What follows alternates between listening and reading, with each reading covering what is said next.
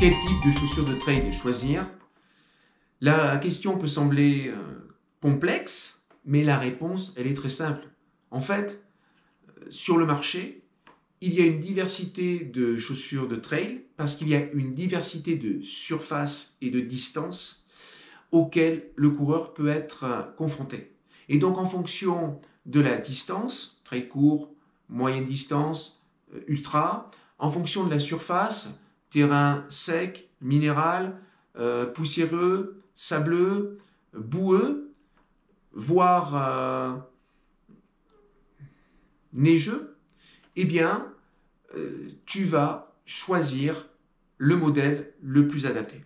En fait, dans ton panel de godasses, tu dois en avoir 2 à 3 différentes parce qu'elles vont répondre à des attentes différentes en fonction de la course que tu vas faire, de la sortie off que tu vas faire, parce qu'il y aura telle surface, telle condition météo, telle distance à parcourir. Et aujourd'hui, je vais parler d'un élément qui est un élément évidemment essentiel de la godasse. À mon avis, ça fait partie des 2 premiers éléments les plus importants, à savoir la semelle externe, l'autre étant l'amorti.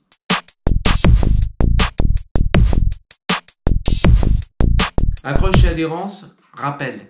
L'accroche, la capacité pour une godasse de tenir le terrain, qu'il soit boueux ou qu'il soit meuble, ce sont les crampons qui la font.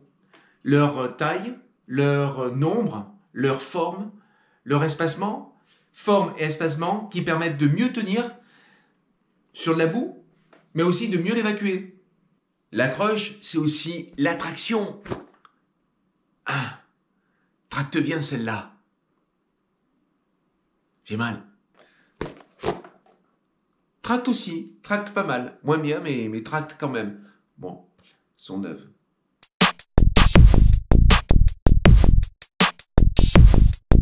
L'adhérence, c'est la qualité du caoutchouc qui va la faire.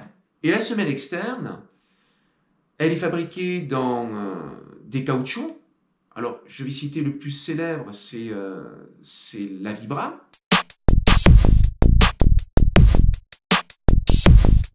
Vibram, c'est le nom de la marque. Et ils font différents types de caoutchouc, dont le plus célèbre pour nous trailers est sans doute le Mega Grip. Cette marque, elle est née à la suite d'un accident où 6 personnes ont trouvé la mort dans les Alpes en 1935. Et les 2 créateurs ont voulu doter les chaussures de semelles plus adhérentes. Le premier s'appelait Vitale et le second Bramani. J'essaie de prononcer un peu à l'italienne. Je crois que j'ai échoué. Vitale, Vi, Bramani, Bram, Vibram.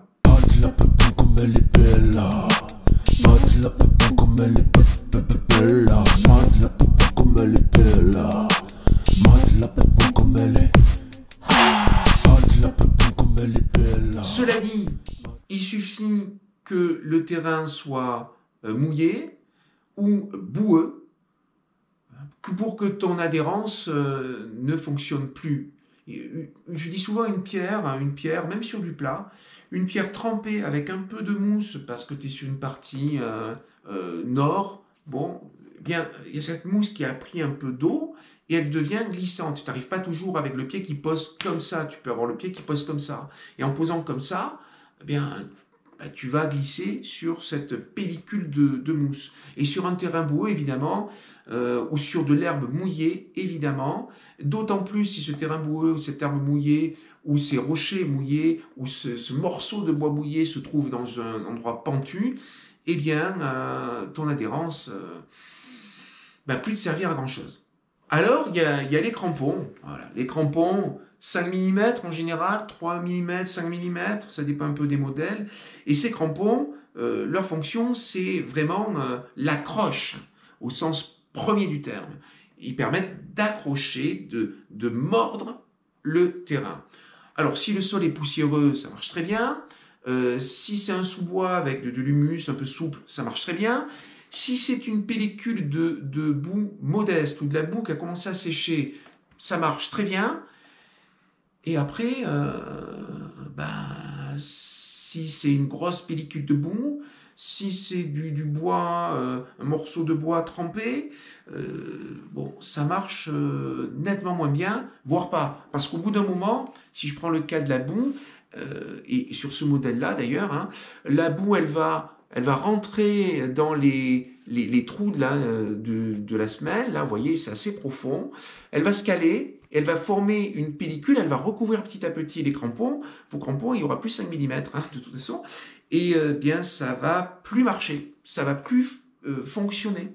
Sur certains modèles, on a une semelle externe qui permet une meilleure évacuation de la boue. C'est le cas ici. Vous voyez, les crampons sont beaucoup plus espacés. Et il y a, donc ça permet à la boue de s'évacuer régulièrement. Il y a une zone ici entre les crampons qui est très plate. Bon.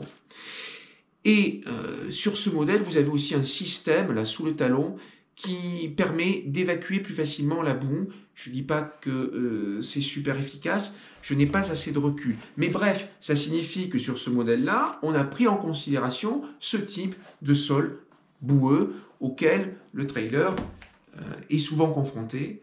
Et d'ailleurs, il peut être confronté à d'autres moments que l'automne ou l'hiver. Hein. On peut avoir des orages, on peut avoir de fortes précipitations sur une course au printemps, en été, bon voilà. Donc bref, si c'est le cas et que je constate que le terrain est boueux sur la course, eh bien je vais opter, je me baisse pour ce modèle. Je vais opter pour ce modèle qui me semble plus adapté. Cela dit, si ta pellicule de boue, parce qu'il a beaucoup plu, ça devient de la bouillasse. Excusez-moi d'employer les termes techniques. La bouillasse, c'est comme si son chemin, il était recouvert d'une pellicule de plusieurs centimètres, disons 2-3 centimètres de boue. Type pâte à tartiner, tu vois, ça a été comme ça étalé.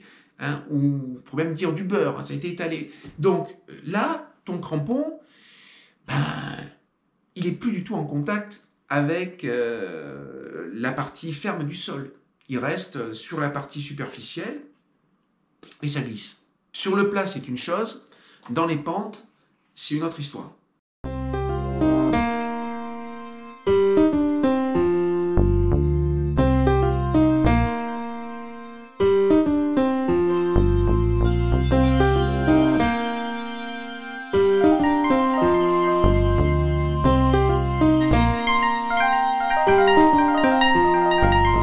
Et c'est là où j'évoque les crampons.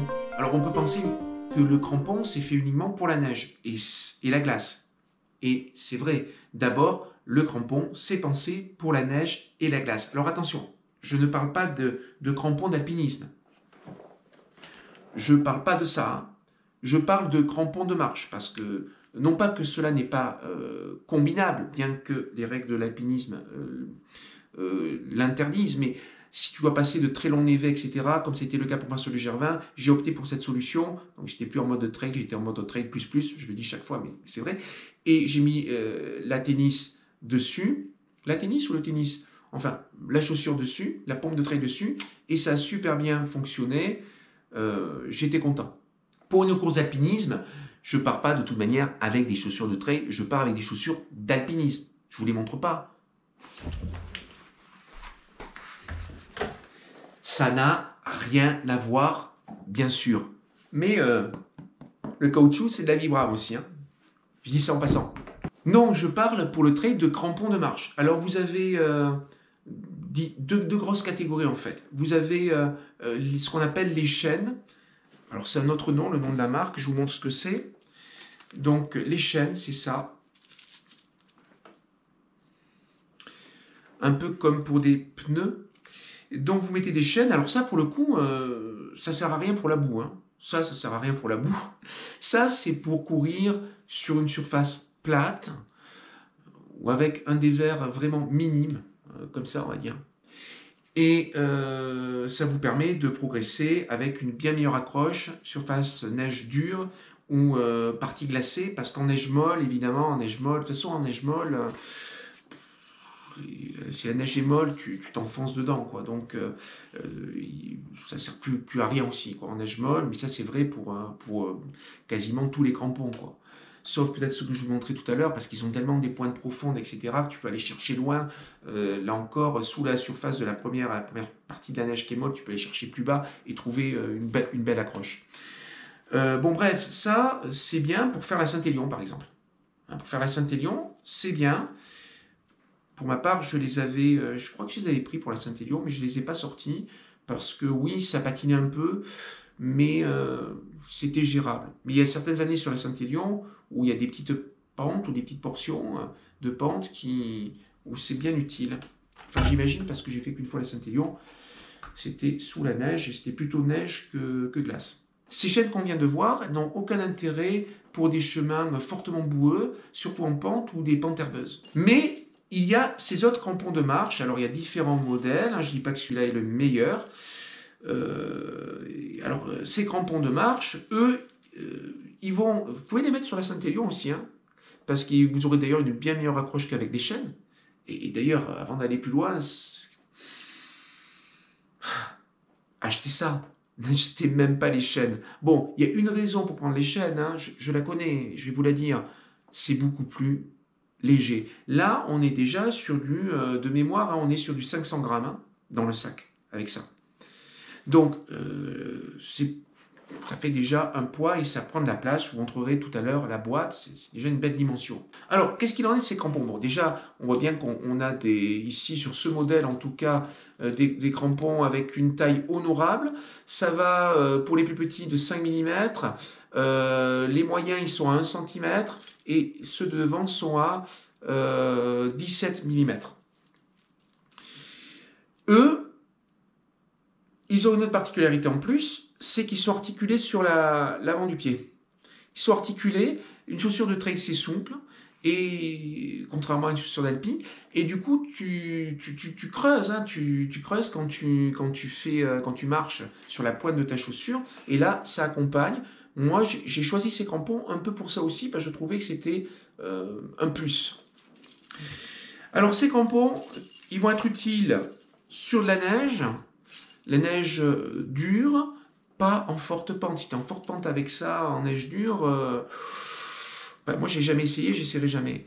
Mais si c'est une pente raisonnable, en plus il y a des marches, bon, ça passe bien. Ça va aussi bien fonctionner sur des parties glacées, mais là aussi pas des parties glacées raides, tout le monde le sait. D'ailleurs, ils sont vendus en tant que crampons de marche, hein, je le rappelle. Hein. Donc, c'est pour sur le plat ou petite pente. Voilà, ils ne sont pas vendus pour faire de la grosse pente. Alors évidemment, quand on a ça sur une course, à mon avis, sur certaines courses, d'ailleurs il y a des courses comme la High Trail vanoise où moi quand j'ai fait ça en 2017, ça remonte, c'était obligatoire hein, de partir avec des crampons.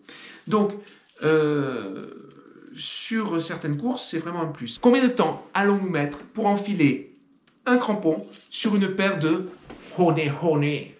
Alors, d'abord, première info, ces crampons, il n'y en a pas un pour le pied droit ou un pour le pied gauche. En fait, vous prenez n'importe lequel des deux crampons et ils fonctionnent sur n'importe quel pied.